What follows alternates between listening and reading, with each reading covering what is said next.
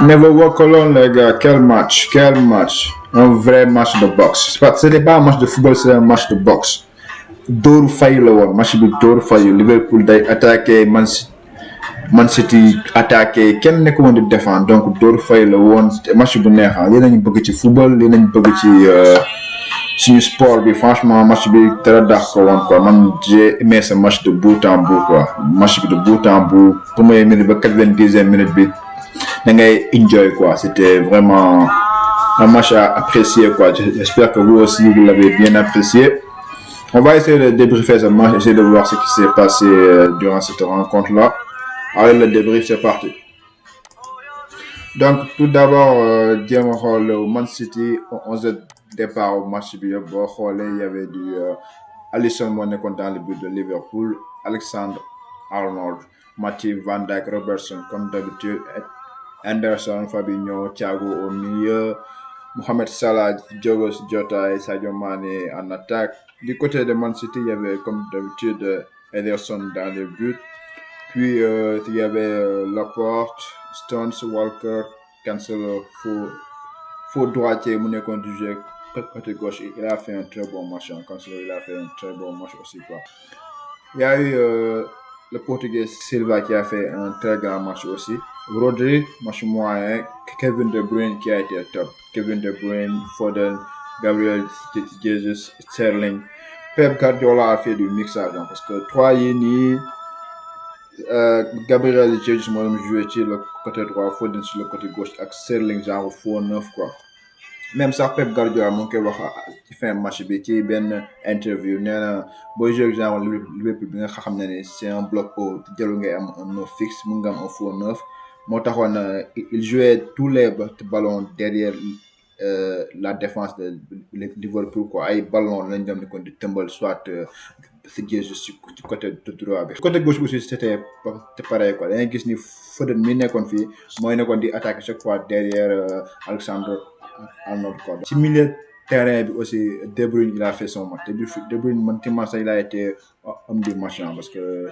De Bruyne milieu terrain bi moo ci nekkoon le patron xaw na rey Fabinho mënu ko woon téye même au début Thiago n'avait pas réussi à le tenir quoi donc de ce fait De Bruyne ko neex la def nekkoon di souvent di participer fii di dem ñëw ci dugg ci ñaari axe central yi def des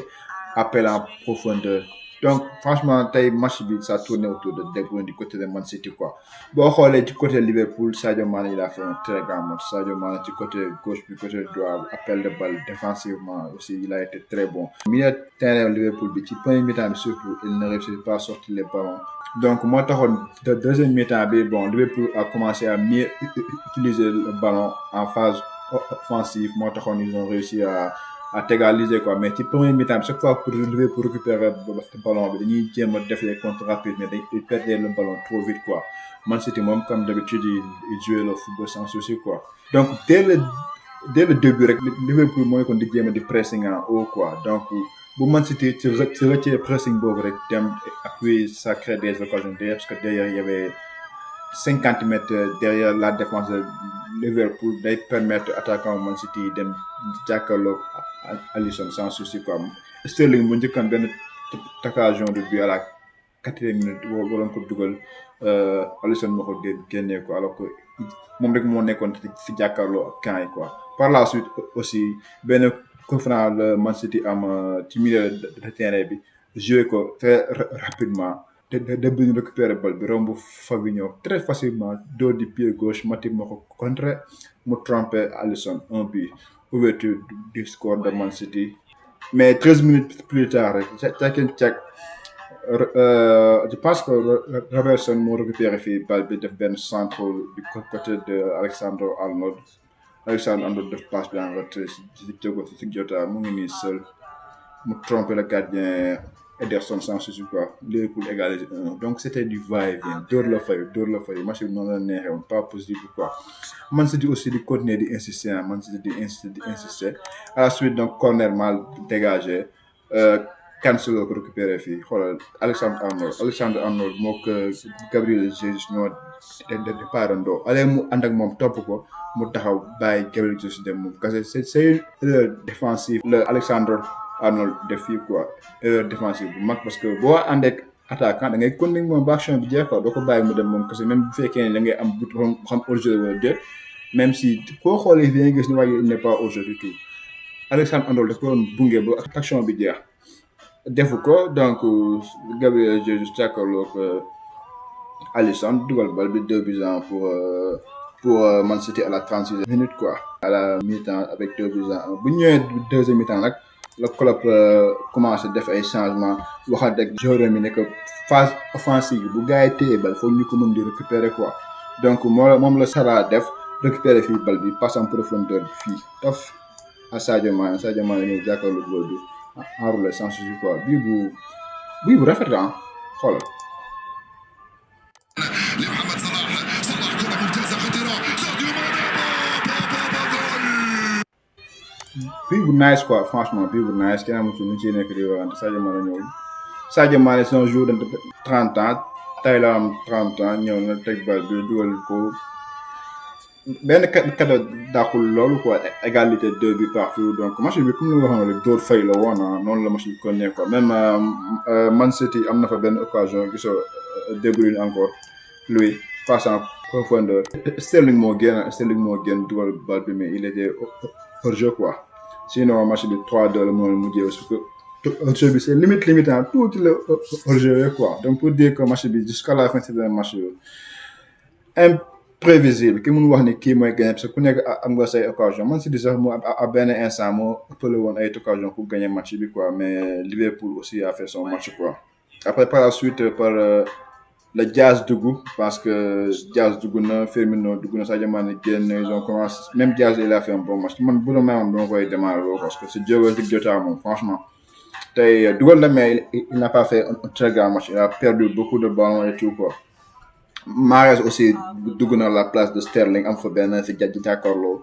wala ko dugal di ko jéem a pisnet